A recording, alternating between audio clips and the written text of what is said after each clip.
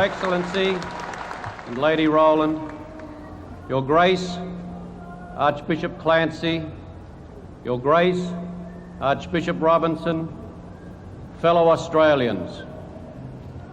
Welcome to the first ceremony of the 200th Australia Day celebrations.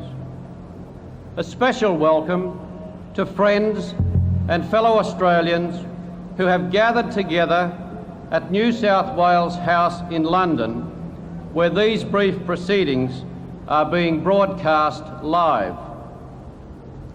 The great events and celebrations which will take place in the hours ahead are dedicated to Australia.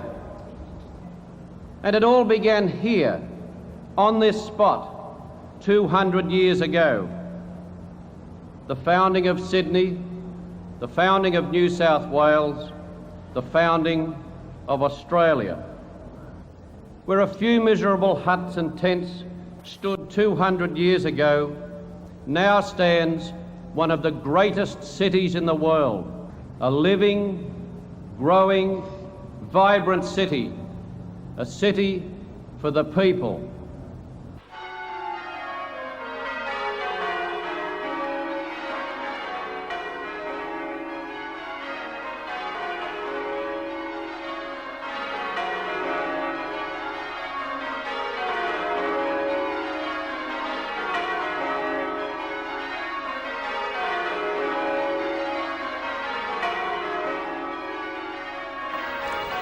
Well, a very good morning to you all, and that is the scene and very characteristic of it as we watch and wait expectantly on South Head. People wending their way in their hundreds and, well, thousands, I may say, out to meet the First Fleet, who are in turn wending their way up the coast from Botany Bay, Kerry. Yeah, that's right. I don't know exactly where the First Fleet is right at this point, but I'm sure that all the crew and trainees on board and the sponsors are very glad to be coming up to Sydney Harbour, because of course all the action's been up here with the tall ships at Darling Harbour.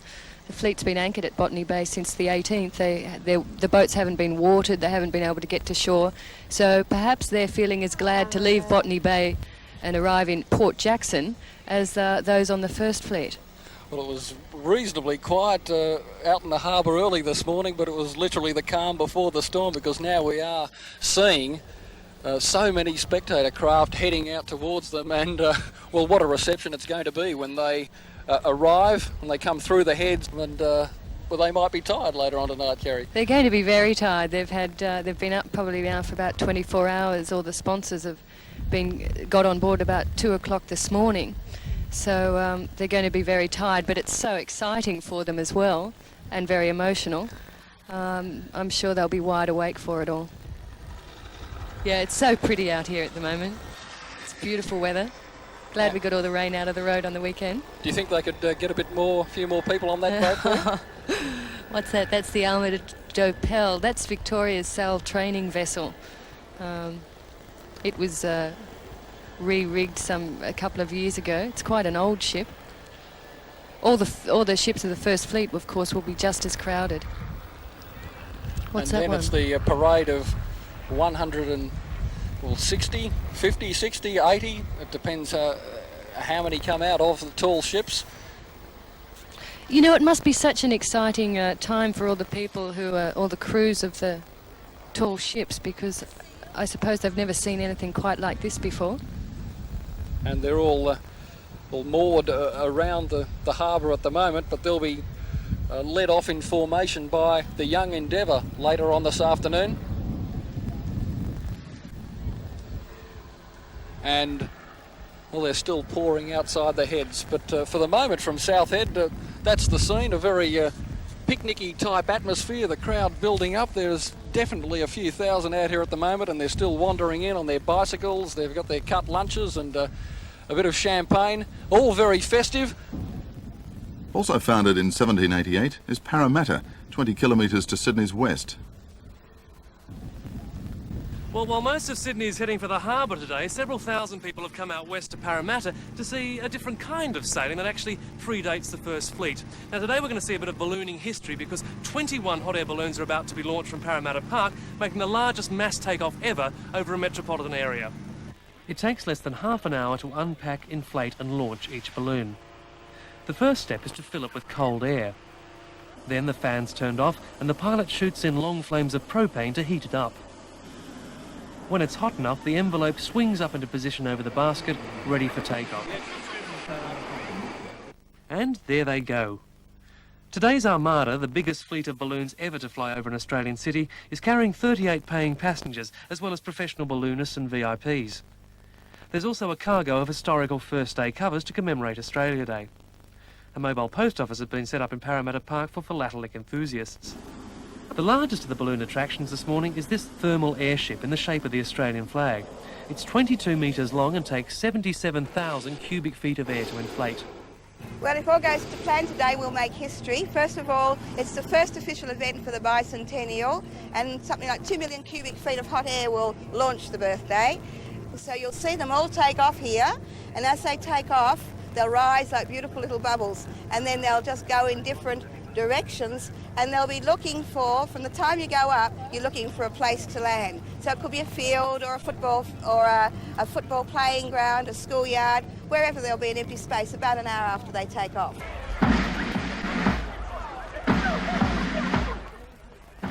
In the nation's capital, the Australian flag is to be raised in a traditional and colourful ceremony.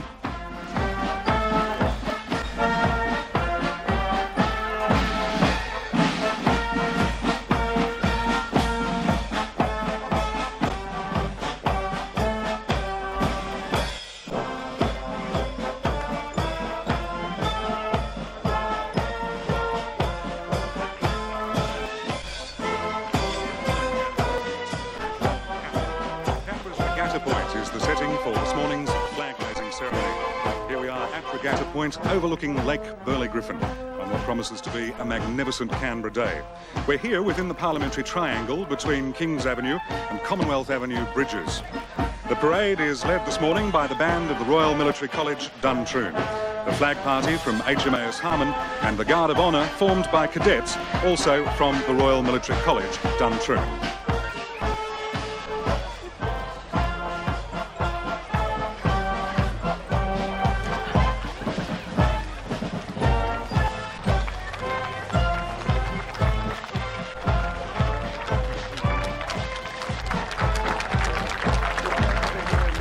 Ceremonial dressing of the Guard is taking place, and all is set now for the arrival of His Excellency Sir Ninian Stephen, the Governor-General of Australia, and his group, including two well-known Canberrans, the Honourable Fred Daly, a former government minister, and Mrs Marjorie Turbain, well known to those in the media in Canberra as the manager of the National Press Club.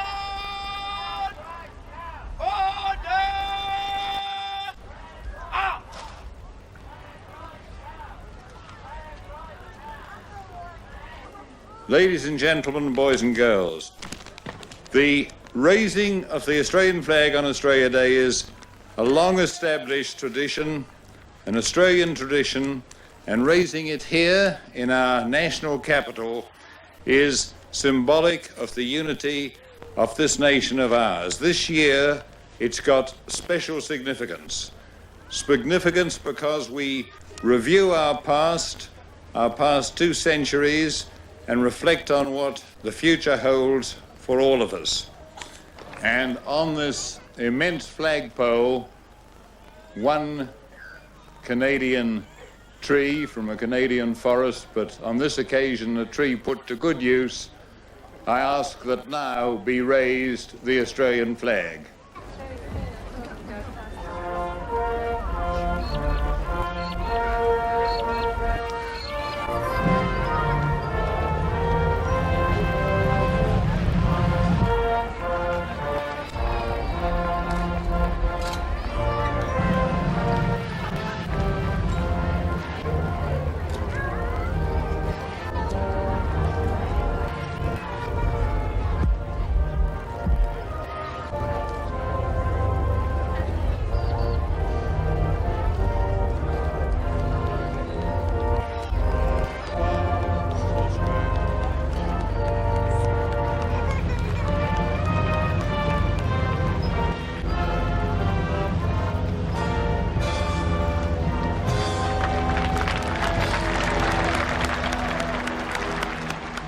One of the hardest reenactments has been the first voyage of the Tom Thumb.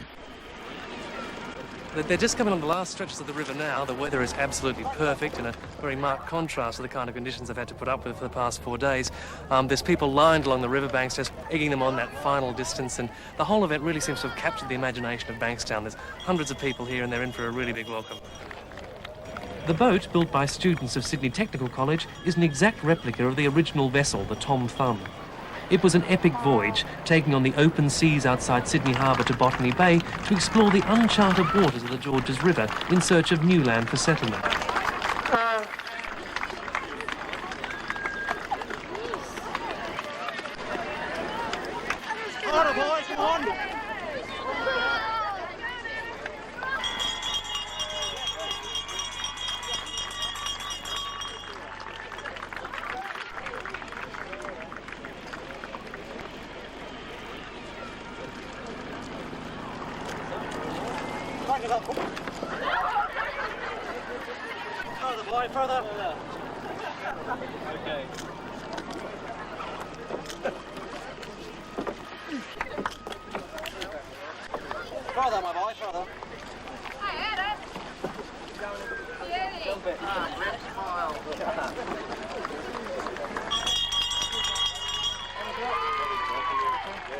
Congratulations on your achievement. Thank you very much. Your strength of mind and body, your worthy successors to those whose voyage you were reenacting. Thank you, sir. Thank you. Well done. Well done.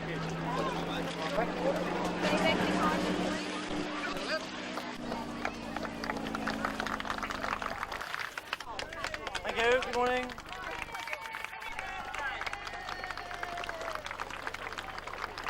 Well, guys, how did it go? Well, it's fairly rough on the first day. We got swamped. You got swamped? We sank, yes. You sank? We sank, yes. And what happened? Well, what happened? We were going out just after the head, so we had to row for about 2.5, 3 hours maybe. Then the wind came up quite strongly from the northeast, and we were running down to sea. And then she just dived into one trough, and we didn't come up basically. Yeah. So you would have had 2 days of almost constant rain. Yeah. We've soaked on both days actually. But it's quite cold actually in the wind, and you get a squall, and then the rain would pour, and then you get another squall, and the rain would pour. So we're getting quite cold. Well, how was the rest of the trip after that? Oh, in the river, it was really quite pleasant actually. And would you both do it again, all three of you? Next year, not today. Well, one final question. Even with all sincerity, you did have radios and life jackets and backup support. What do you think of Bass and Flinders now, who did the whole thing on their own without any help of support if something went wrong? Very intrepid, very adventurous, very brave. Yes, very brave indeed. I think Bass and Flinders may have chosen weather more better suited to the occasion. I think if it would have been raining on the day that they left, Bass and Flinders might have thought, well, we'll do it tomorrow. But, they didn't have to worry about they had a schedule to keep, and they've kept to it very well. So you maybe even had a rougher trip than Bass and Flinders did? Yes, we had water skiers to contend with too, you know. Happy birthday, Sydney. 200 years and the first fleet has arrived. To great applause around South Head and a massive spectator fleet, as you can see. And that's looking further We see back in some the fleet. people manning the yard up there. You can see them right up there. What a sight they've got. You can hear the chopper flying overhead. Well, every picture tells a story, and that one certainly does on Sydney Harbour. That's the flagship, Soren Larsen, and two of the crew standing right up on the upper yard. On board we've got the fleet surgeon, the fleet purser, the commodore. On board also the Soren Larsen, the youngest full voyager, Natasha Davies, 4 years old in December. She celebrated her 4th birthday in the Great Australian Bight. She's the daughter of the captain, Tony Davies. She's travelling with her elder brother, Tristan Davies, who's now 7. So it's quite a family boat, the Soren Larsen. Can you believe it, what a sight that is? Well, if Sydney Harbour is the 200th birthday cake, I can tell you there's an awful lot of candles on it, Kerry, at the moment. Yeah, there's more boat than water out there. Very nervous captains, I can imagine, biting their nails, thinking how on earth they're going to get through all the spectator craft. This is it. This is what they've been working so hard for, to actually reach Sydney Harbour. They've come a long, long way. They've weathered a lot of storms. They've lost the first mate of Anna Christina overboard. So I imagine on Anna Christina right now a very emotional crew. The Phillips Choice fleet up ahead. Love and War there leading them, leading the point of the cone. Sagacious is in second place, the Admiral's Cuppa. Then we've got Beyond Thunderdome and Drake's Prayer, Wild Oats and Pacific Phoenix. They're all there. Paladin, Salacia too. Some fantastic names in yachting around Sydney Harbour. Another Concubine, Nadia 4, and bringing up the rear Starlight Express, and very much what they're heading to, the Opera House. And what a crowd building up at the Opera House. Look at them. All the people watching from the shore. We have the Kiwi boat, Tucker Thompson. Sailed all the way from New Zealand to London and back again. Some more people manning the yard. That's a precarious feeling being up there. And you'd feel fairly privileged to be up there watching the yard, which is the Opera House surrounds, and thousands upon thousands of people gathered there, and they won't have too long to wait. The fleet a lot of people passing middle head at the moment. A lot of people on the fleet have deliberately stayed in Botany Bay before because they didn't want to spoil their first sight of Sydney. So they stayed on board, didn't tempted to come up to Sydney, but left it till today to get their first sight of Sydney from on board the boat. That's not a bad first sight. There's an aerial of Bounty, all its square sails up. I had a steer of Bounty actually in Fremantle. It's quite good fun. So we've got a very big wheel on Bounty.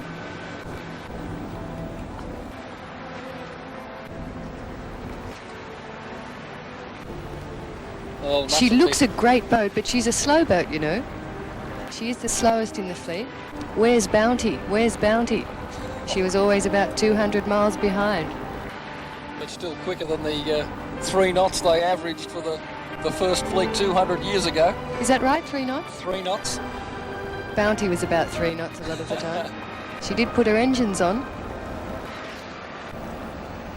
The foreshores looking out across the harbour.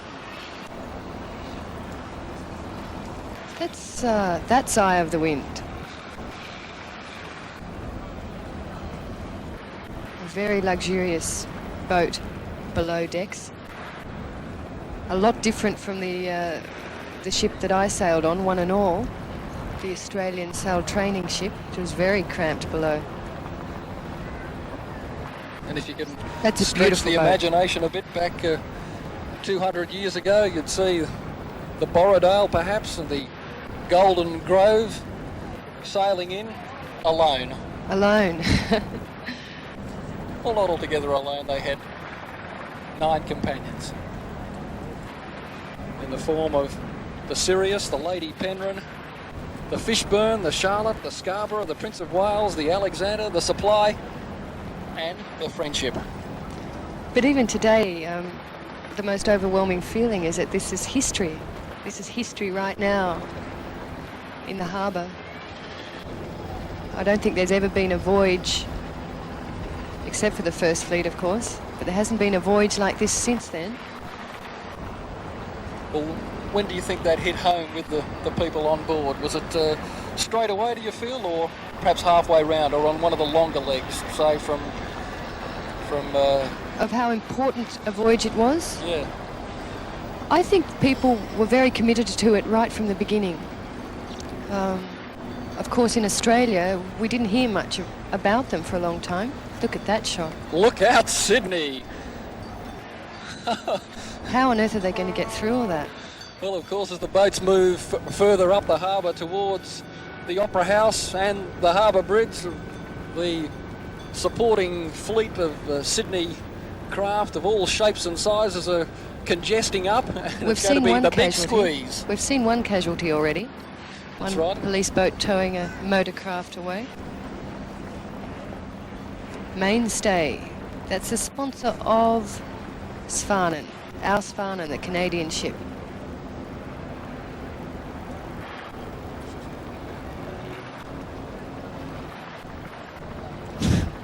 All heading in the same direction, luckily. Forced to enter a line in. The order was a little different to the one planned, with the exception of Soren Larsen, the flagship, which was in fact leading the way. And where is the way, you might ask? It's fantastic. Bounty once again. Australia Post has been Bounty's sponsor, as you can see from the Australia Post flag. Late again? Should I No, say right that? on time today, right on time. today.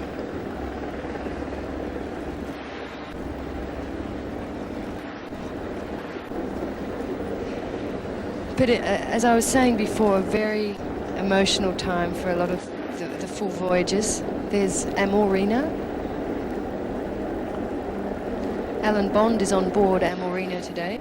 A little different from the state of the craft he's used to. State-of-the-art craft, I'm sorry. Swedish Barkentine, Amarina.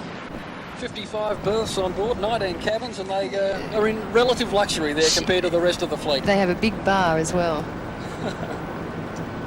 Quite notorious.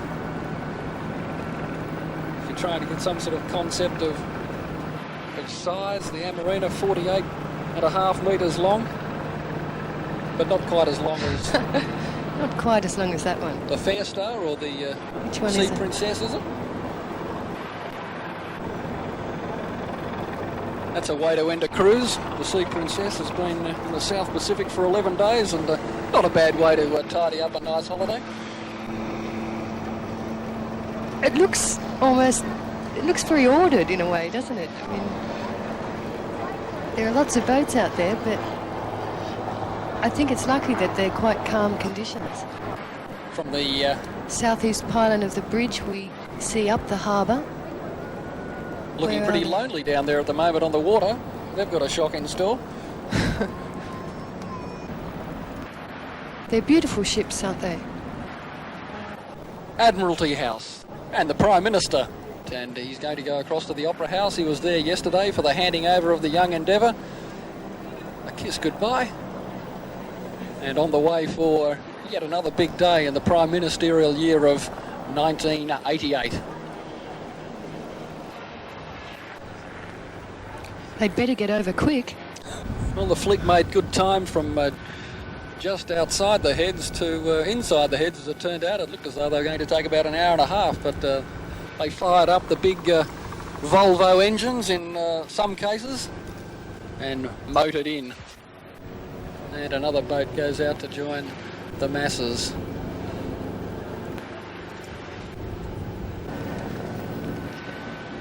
Well, we've seen the Prime Minister leaving Admiralty House, and he and Mrs. Hawke will be heading for the Man of War steps at Farm Cove, where they'll be met by the Governor General and Lady Stephen. Hoping that they actually get there before all of this arrives too.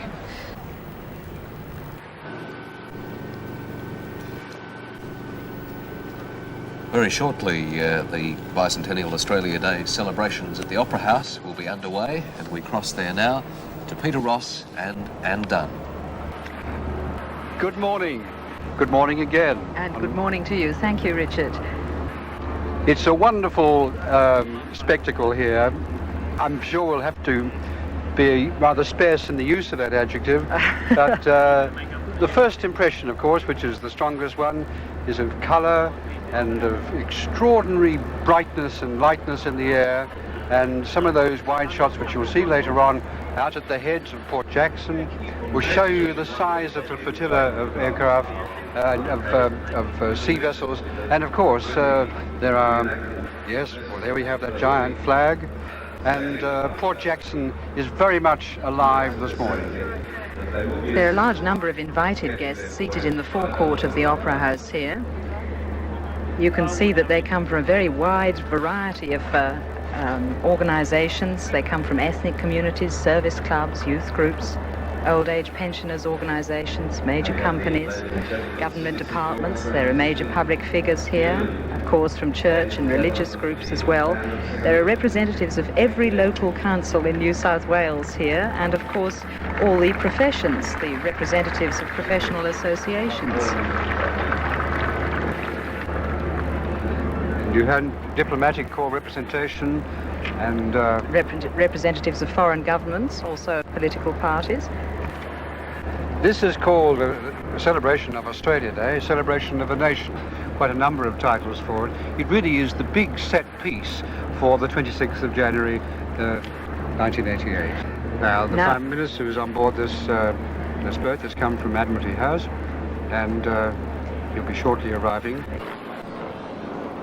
So we have some clouds, you see, but it doesn't look at all threatening, even though it's a little grey. Now we see the Heritage Guard coming into position for the arrival of the royal party. Yes, and what a sight that is too. That's wonderful. Now the Heritage Guard is made up of 108 soldiers and sailors in historic costume. You can see the historic costume there of the 30 Royal Australian Navy sailors wearing the naval uniforms worn at the time of the First Fleet. Except they didn't have shoes in those days. That's true, they didn't.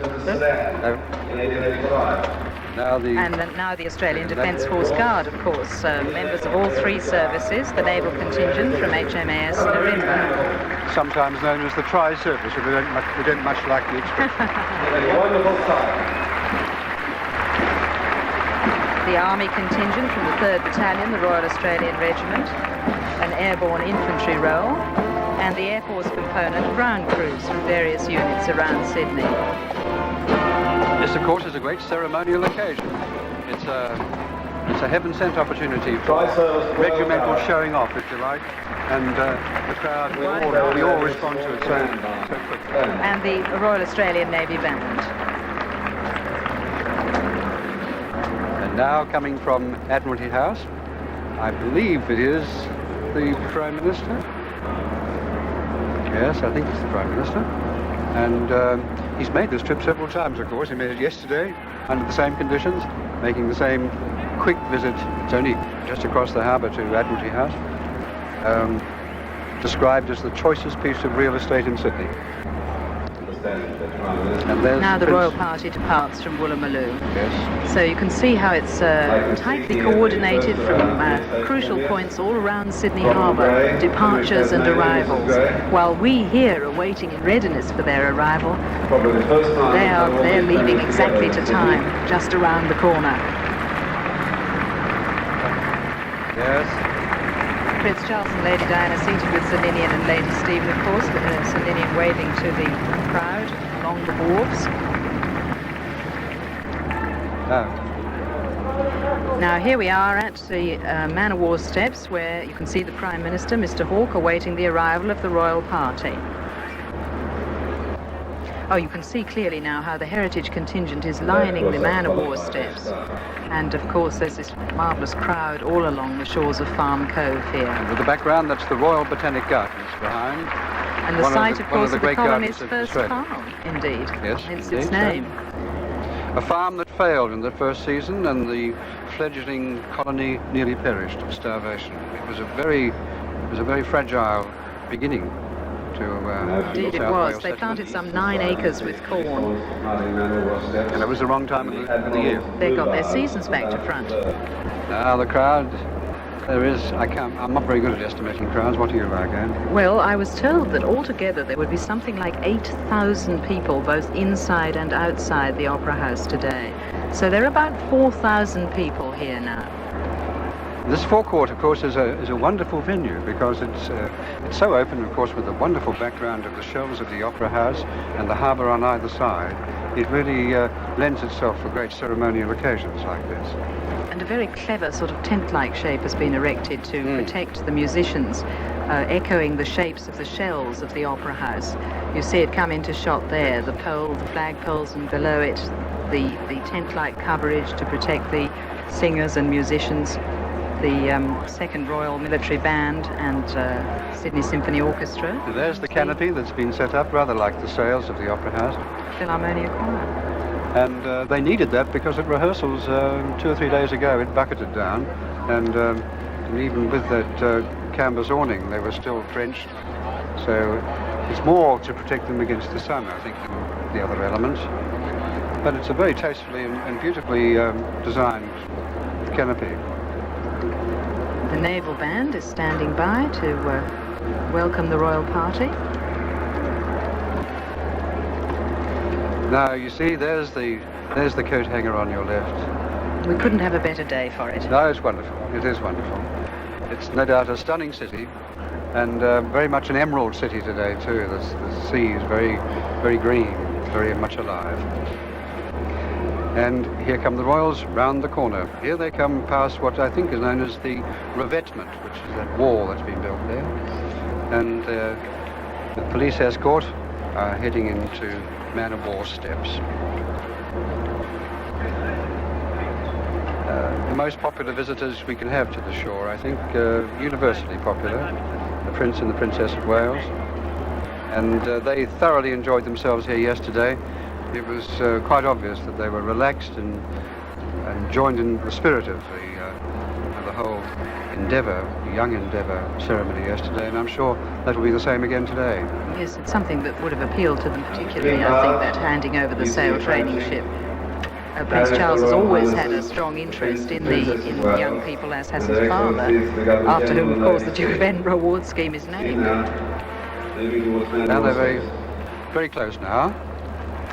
Now here's in the foreground you see the Australian shot that is too, isn't it? In the foreground you see the Australian Defence Force Guard from the 3 services, and coming into shot now in the foreground also the Royal Heritage Guard. Yes. Yes, certainly worth waiting for, because we have a wonderful, have a great opportunity to see. And here you see Princess Diana waving to the crowd, greeting her enthusiastically. Hear their cheers, perhaps. And she wore Prince a hat Charles like waving. that yesterday, actually, wide-brimmed hat. Very sensible in this climate.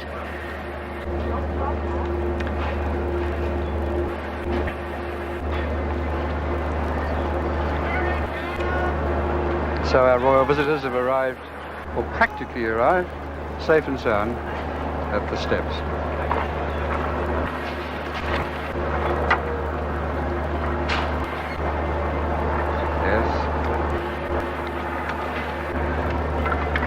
The Royal Highness of the Prince and Princess of Wales.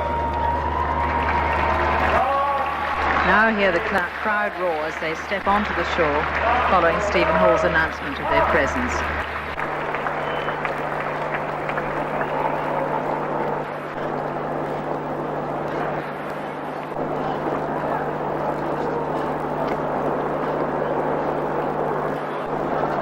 There are the inevitable greetings to be carried on, and Prime Ministers to be met and re-met over and over again. Talking to Mr. Gleeson there, who is the chairman of the New South Wales Bicentennial Council. Yes, he is, Jerry Gleeson, yes. And that again is one of those interesting shots with so much information in the foreground. The colour of those uniforms, the mix of uniforms.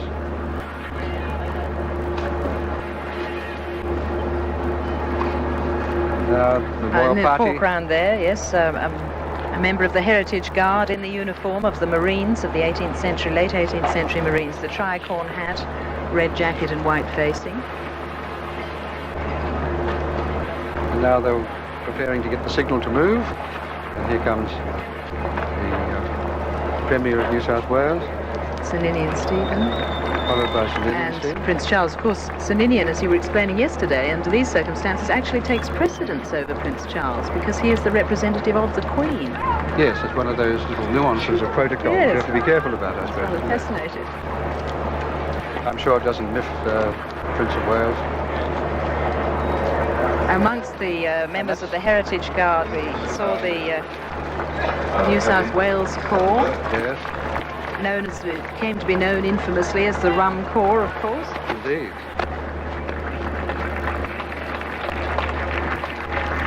There's a wonderful shot of the royal couple. I must say our cameras have been able to get The crowd is rising to stay its nice and feet close. as they cross Yes. the forecourt. Yes, and the crowd is rising to their feet. See the flags waving in the foreground. They're spontaneously standing and applauding as they cross in front of the Royal Defence Force Guard. Come onto the dais. They're moving forward a little bit. They're a little cramped there for a while. Now they'll be taking up a position in front of 3 flagpoles here, and in the course of the royal salute, 3 standards will be broken, that is, unfurled and waved free in the breeze. They're the personal flags of the state governor, Sir James Rowland, the Governor General, Sir Ninian Stephen, and the personal standard of Prince Charles. Now we'll stand by for the royal salute. There go the flags.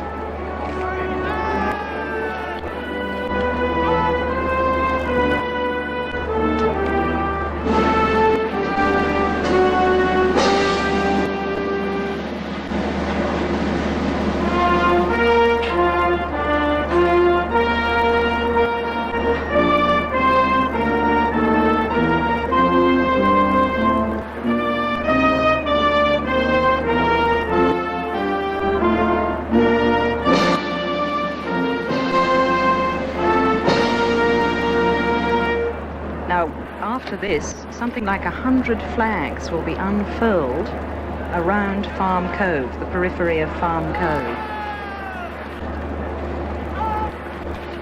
There's the crowd that has been waiting here patiently for many hours for this ceremony.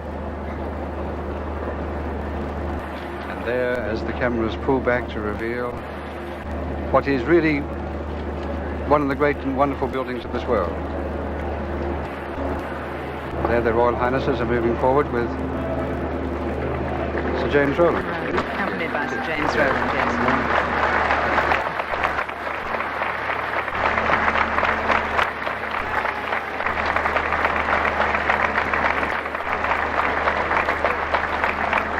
Following the salute, Joan Carden will sing our national anthem, our national tune, strictly speaking. Yes. Advance Australia Fair. And then there'll be a series of speeches after that.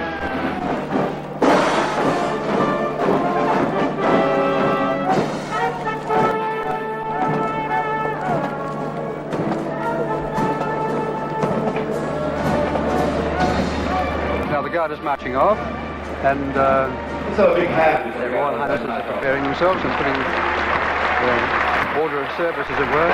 Princess Diana applauding the Royal Australian Naval Band as they march away, and the Defence Force Guard, the Royal Guard.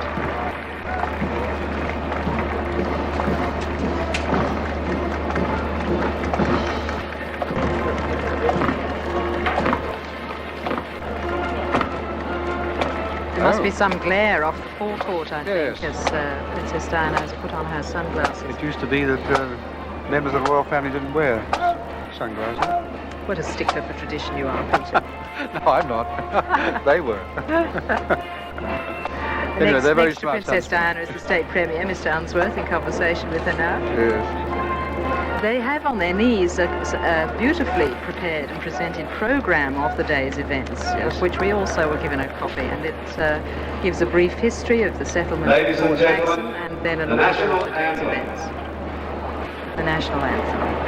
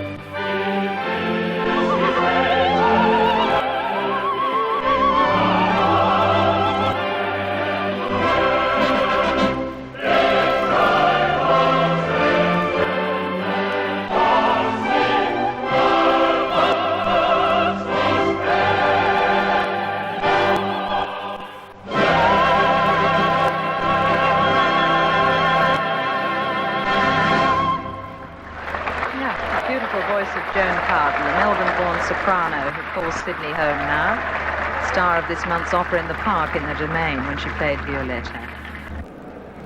Ladies and gentlemen, please join Joan Carden, the Sydney Symphony Orchestra and the Philharmonia Choir as they sing the bicentennial hymn, Lord of Earth and All Creation.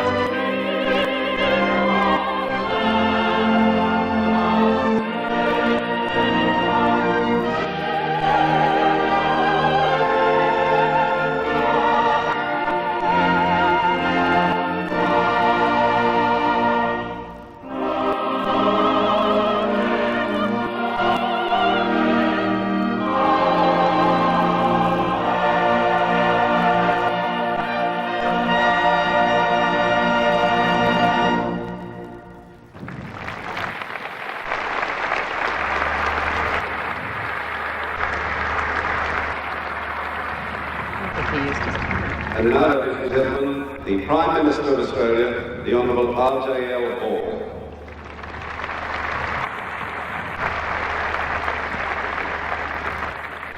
Your Excellencies, Your Royal Highnesses, Premiers of the States of the Commonwealth, distinguished guests, ladies and gentlemen, boys and girls. We begin these celebrations today in no spirit of boastfulness or of national self-glorification. This is a day of commemoration. Even more important, it is a day of commitment. Commemoration of the past, commitment to the future. My fellow Australians, today I use the word commitment in a very special sense. For our commitment to Australia is, in a very real way, the quality which best defines what it means to be an Australian in 1988. For let us ask ourselves on this day of all days, what is it that links us in this generation with the generations that have gone before? It is not only the fact that for the past 200 years and to this day we have been a nation of immigrants. It is not only the fact that we share together this vast continent as our homeland. It is not only the shared inheritance of all that has been built here and achieved here over the past 200 years. And it is not only the common bond of institutions, standards, language and culture. Indeed, in today's Australia, our very diversity is an ever-growing source of a richness, vitality and the strength of our community. In Australia, there is no hierarchy of descent. There must be no privilege of origin. The commitment is all. The commitment to Australia is the one thing needful to be a true Australian.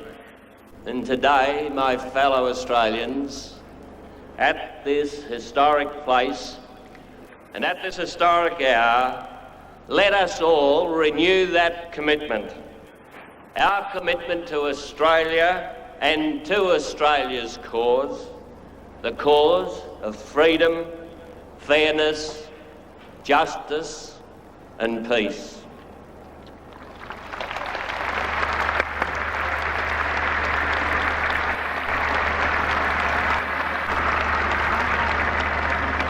Ladies and gentlemen, His Royal Highness, the Prince of Wales.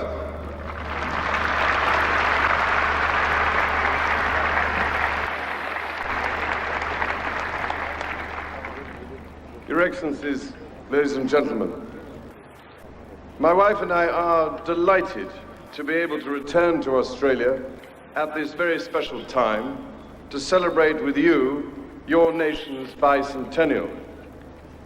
It is a historic and splendid occasion for all of us, not only here in Australia, but all over the world, and not least in the United Kingdom. The modern nation of Australia began here 200 years ago today. They were harsh beginnings, and the people who were sent here against their will had little cause to rejoice. And all that was just yesterday.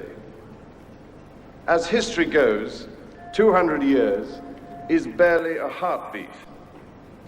Yet look around you and see what has happened in that time. A whole new free people. The people of a whole new free country, Australia. If it takes regular visitors from an old country to help you decide whether you should be celebrating or not, my wife and I will be glad to be of assistance.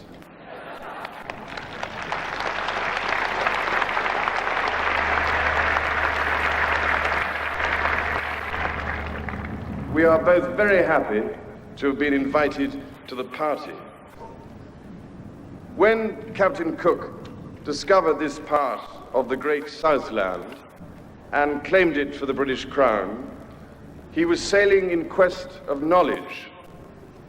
And whatever is said about the founding of the British Empire, the astonishing courage and resolve of many people like Captain Cook, who dramatically advanced the sum of human knowledge in their quest for discovery and trade, should not be ignored amidst the less worthy aspects of the story. But as still happens today, when knowledge is invariably examined for its less exalted applications, King George III's ministers fairly soon saw the practical possibilities of a place where inconvenient people could be transported and forgotten. There is no point now in trying to gloss over the circumstances in which the country of which you are rightly proud began. Indeed, to face those facts is a necessary part of realizing just how proud you should be. For the sad truth is that in those early days of the colony, nobody was free.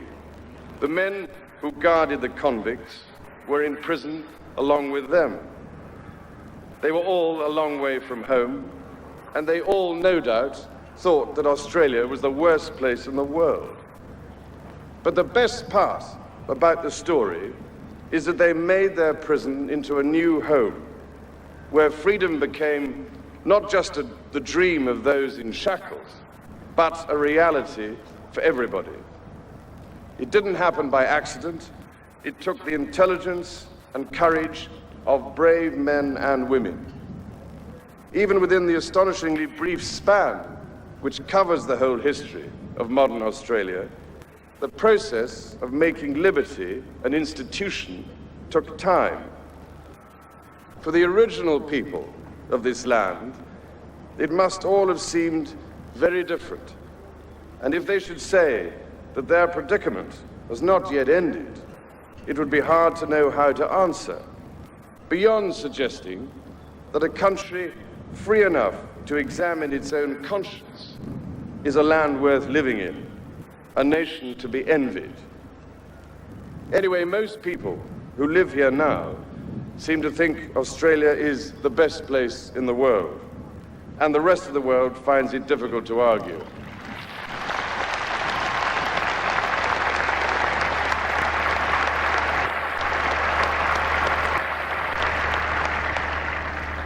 By now, almost every country on earth is the old country to some family in Australia.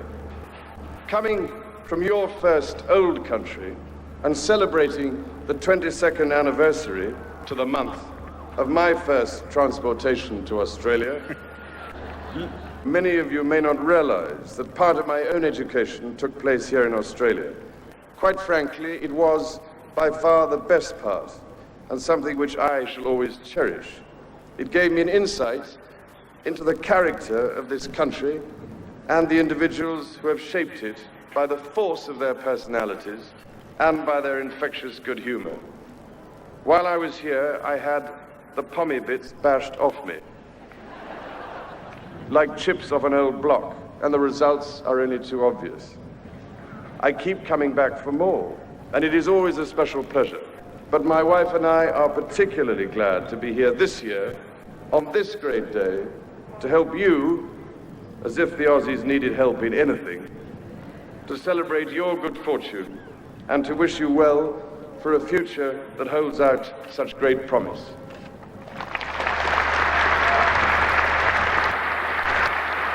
His Royal Highness the Prince of Wales.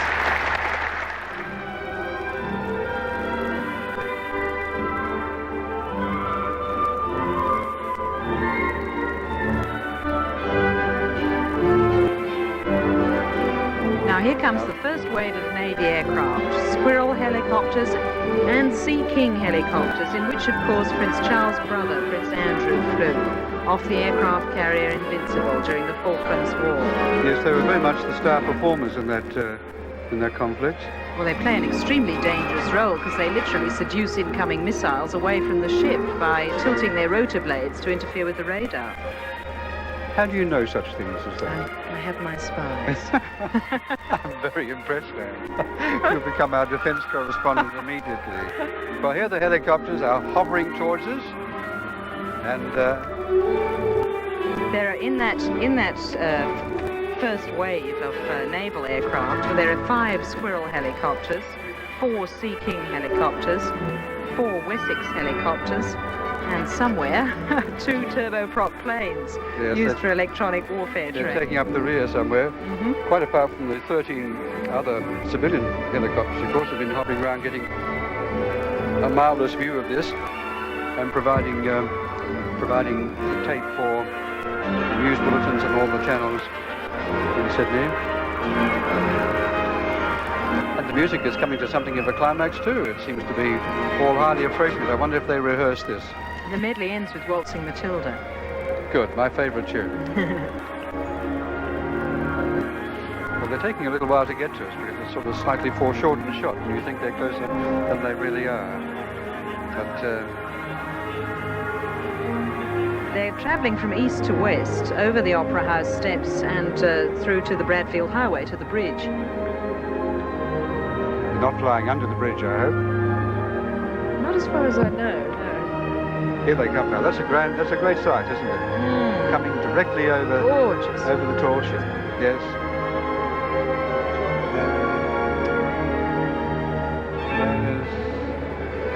There's a change of mood with the music. I'm sure they've rehearsed all this.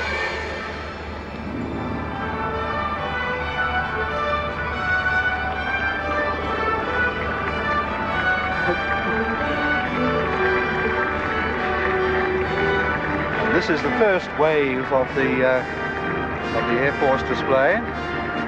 Well, not Air Force, of course, it comes from other services as well, the Navy included. The sound of them as they go over.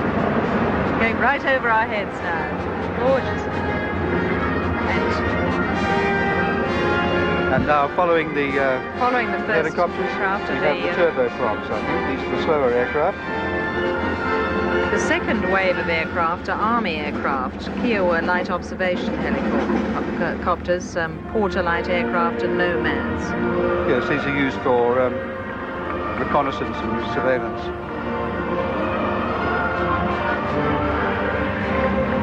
We can hear the drone of them as they approach. These are the slow orchestra aircraft. launches into Rule Britannia. I don't know that it's entirely appropriate for these aircraft. Well, they're joined at this point by the Philharmonia choirs. Now, these are the light aircraft, obviously, the Nomads and the Porters of the Army. We'll have to speak up a bit, I think, Anne, in a moment. In fact, the whole commentary position seems to be shaking here at the moment.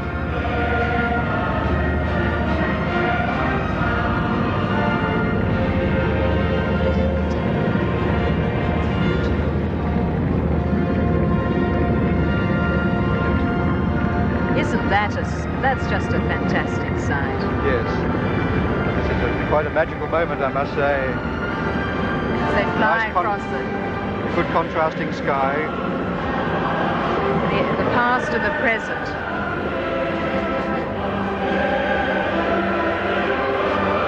And the stirring patriotic song in the background from the Philharmonia Choir and the Sydney Symphony Orchestra.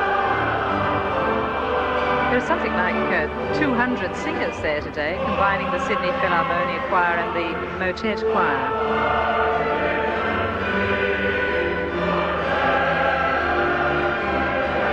Now the skies will almost be as crowded as the water. The final wave of the fly past are 120 RAAF planes. They'll fly past in 4 waves, starting with the slowest aircraft and ending with the fastest, which means it'll get louder and louder as they go by, of course. Indeed so. They will be ending with Mirage jets and so on.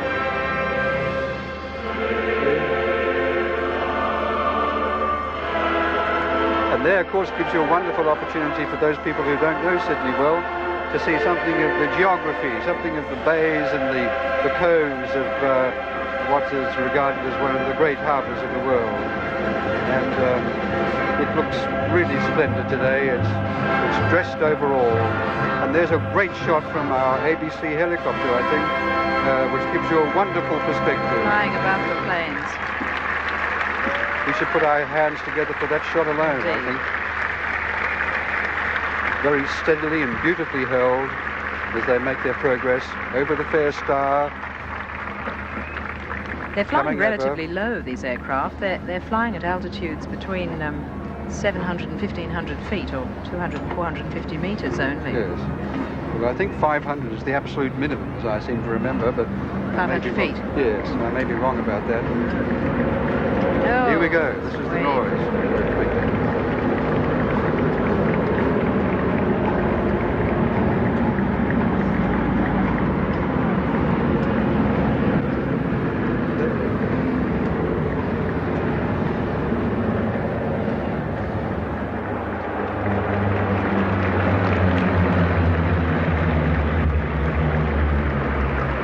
I guess half speed there, because it's only half the noise I anticipated. There they go.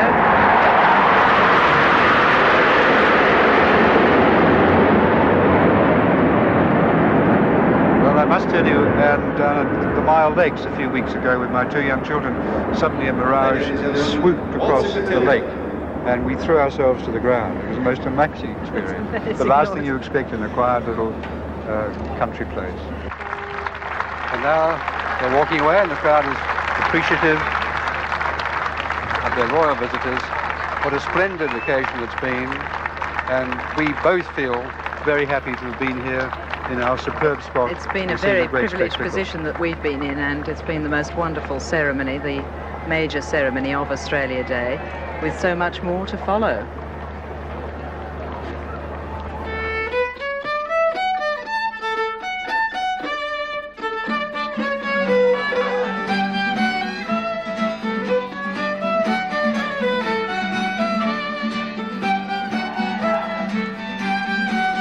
And as the dancers jig and reel in Sydney Centennial Park, the celebration of the nation continues around the country.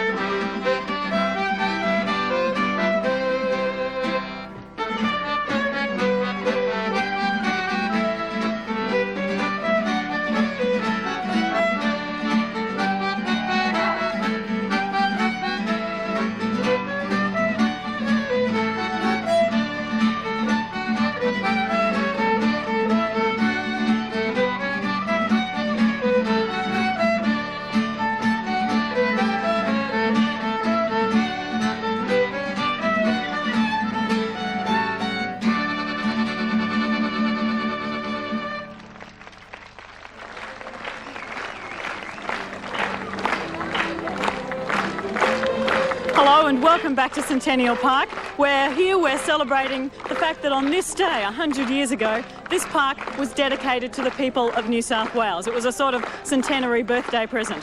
At that time, there were 40,000 people that turned out for the dedication of the park. Today, not quite that many. I think they're all down around the harbour foreshores. But still hundreds of people here today about to witness an authentic reenactment of that dedication ceremony. Ladies and gentlemen, 100 years ago, in the presence of the Premier of New South Wales, Sir Henry Parkes, the governors and premiers of all the Australian states, the Governor of New South Wales, Lord Carrington, is with us again. And I now call him forward.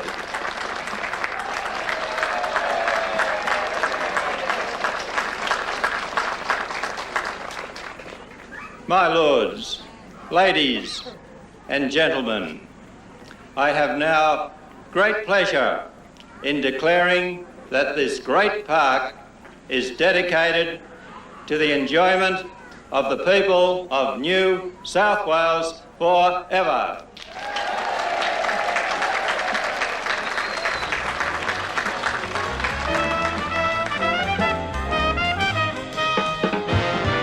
With the Australian Jazz Orchestra almost blowing the sails from the Opera House, the Prince and Princess of Wales are on the harbour for the afternoon spectacle.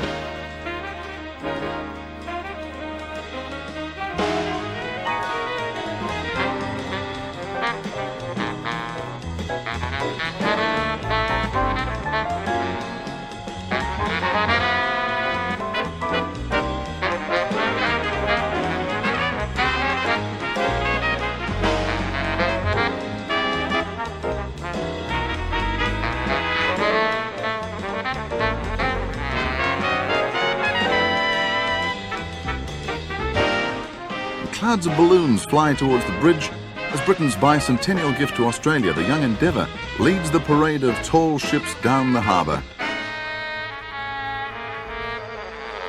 And Gordon Bray is in the thick of things on HMAS Canberra.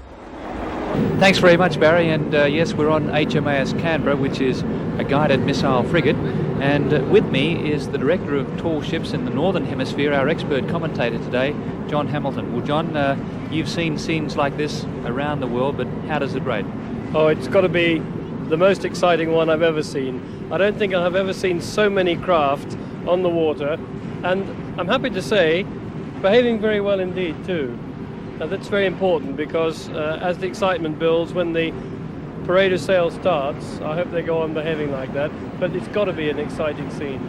It's not really going to be a parade of sail, though, is it, because of this breeze? It looks to be southeast at the moment, about 11 knots, so they're going to have to reduce as much sail, particularly with the square rig sails. Yes, that's right. Sadly, they won't be able to set very much square canvas unless the wind changes direction. I hope that they'll set their fore and aft sails, and that will be something to look at. But we can't have it always. When the first fleet came in this morning, they had a commanding wind, they looked grand. So we've been spoiled in the morning. Sadly, we won't be spoiled in the afternoon as well, I'm afraid.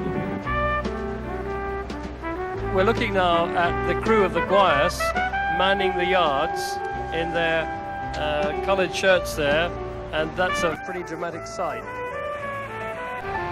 And the Guayas, a beautifully appointed craft.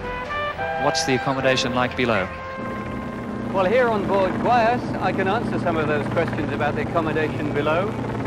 We actually voyaged all the way up from Hobart. It took us a week, and I must tell you the accommodation is a little cramped, to say the least. 11 of us were in one very small, rather cramped bunk. But rather, I should say, rather cramped cabin with 11 bunks. But with me is someone who can tell you more about that, Midshipman Paul Cantor from the Royal Australian Navy.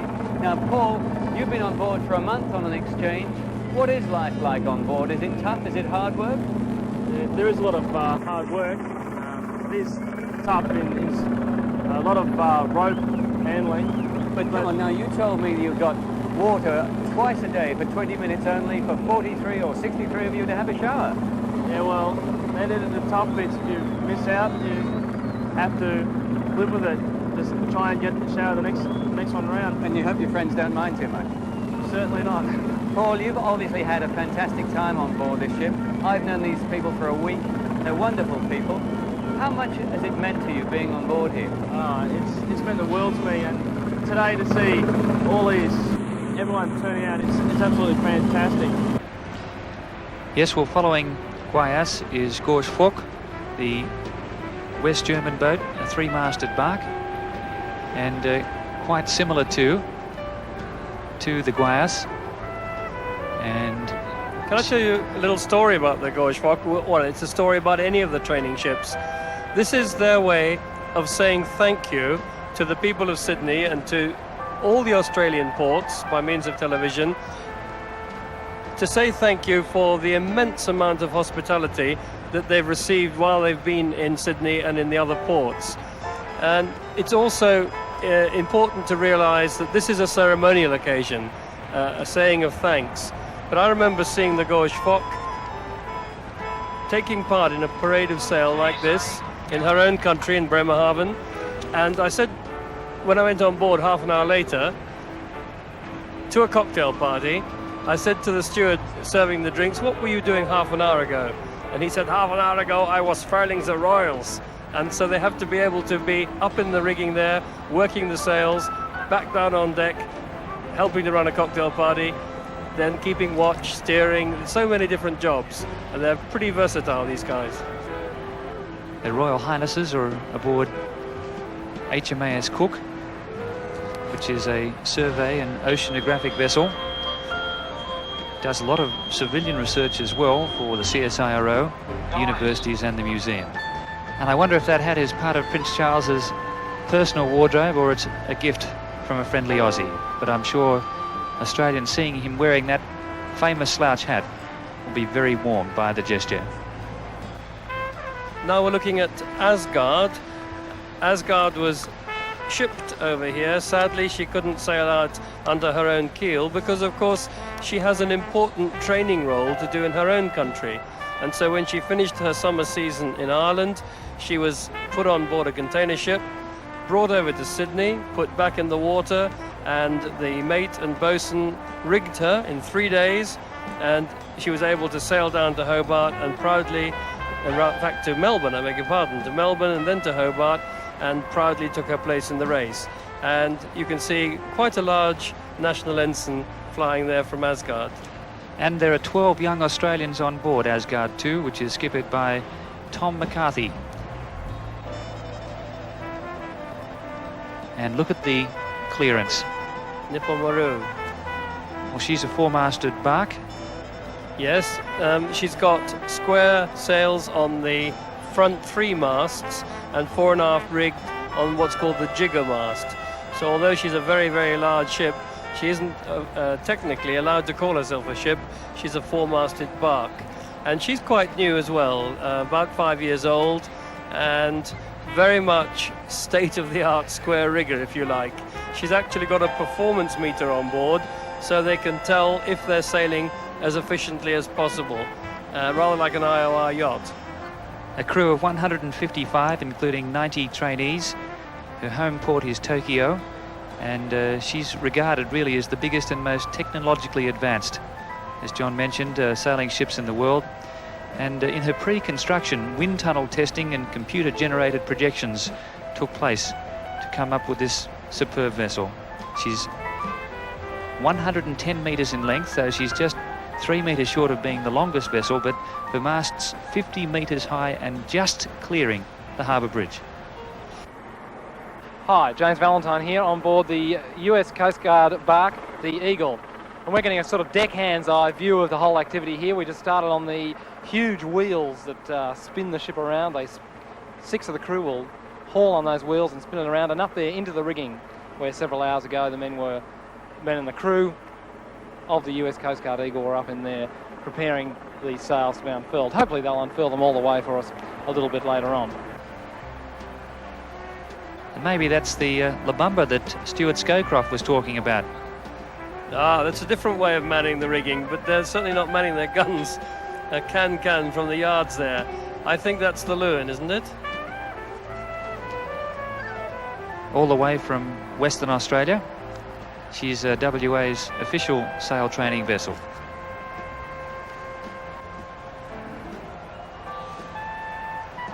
That's a beautiful shot there of the Nipple Maru. You can see the 4 1/2 sail. When seen from the beam there, looks pretty impressive. And here we've got Darmojeji, the beautiful Polish ship. Her maiden voyage was the Kadisak Tall Ships race in 1982. She actually took part in a race as her maiden voyage. She's a most magnificent ship. If you have an eye for these square riggers, she has a modern sort of appearance to her, and you'll notice that her yards are equally spaced out, whereas the older ships, some of the yards are in pairs. The lower topsail and upper topsail yards, when the sails are furled, are close together, whereas in the Darmojeji, even when the sails are furled, the yards are equally spaced. And in the back behind Darmojeji there, you can see the 4 spars of the big Spanish ship Juan Sebastian de Elcano. And what a shot! High above the Sydney Harbour Bridge, traffic flowing past unawares of the majestic vessel passing underneath them. And incidentally, there's not so much room. It's quite a tight fit to get her under the bridge. From the Polish Merchant Navy, a crew of 134, a fully rigged vessel. And with her masts 50 metres high, they say she's about 16 stories high of a normal tall building. Of course, that ship has sailed out here. She's far too big to come out any other way. And she started her voyage in August this year. I was privileged to be on board her in Southampton in England to wave goodbye to her. And here I am, doubly privileged to be out here in the harbour seeing her sail under the Sydney Bridge. There they are manning the yards. Difficult to say which ship that is. It's not Dalmageji because you've got the double yards together. We'll see in a minute. Oh, it's the Shabab Oman. Very easy to spot with the Sultan of Oman's insignia there on her gaff topsails. That gives me quite a thrill of excitement because I was the chief officer of that ship when she was first built.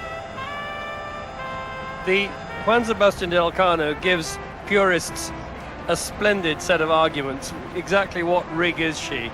Because she's one of a pair of sisters, the Juan Sebastian de Elcano from Spain and the Esmeralda from Chile. And in fact, de Elcano is a topgallant schooner. So the captain tells us, and he's got to be right.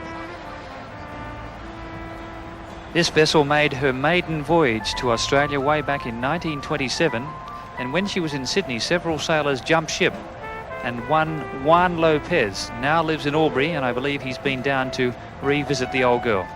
Hello, Mum. How would you like that to be your son climbing up the rigging there? It looks very dangerous. Happily, it isn't dangerous, providing you obey the rules. And this is the whole thing about sailing these huge sailing ships and the small ones.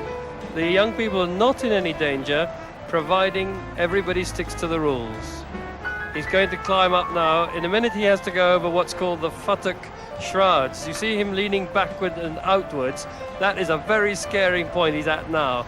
But he seems to have done it many times before, and I guess he wasn't scared, but I bet he was the first time he did it. You have to lean right back out, hanging seemingly out at right angles to the sea. And the first time you do it, believe me, it's very scary.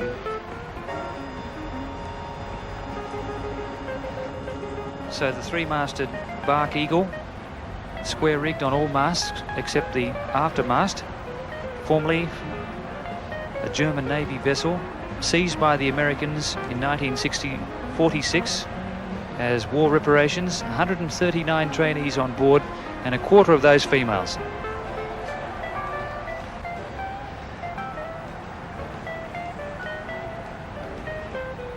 So the Eagle, sporting the distinctive red and blue striped livery of the Coast Guard, and she has now become America's best known tall ship. She held place of honour during the Tall Ships gathering in conjunction with the Statue of Liberty centenary celebrations.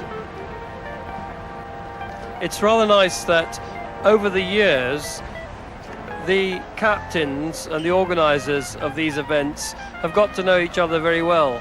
Ernie Cummings, the master of Eagle there, wanted a Monopoly set in English. He didn't want the American version, he wanted the English version with all the English place names and so on. So all he had to do was to get onto the STA, and we sent him one out there.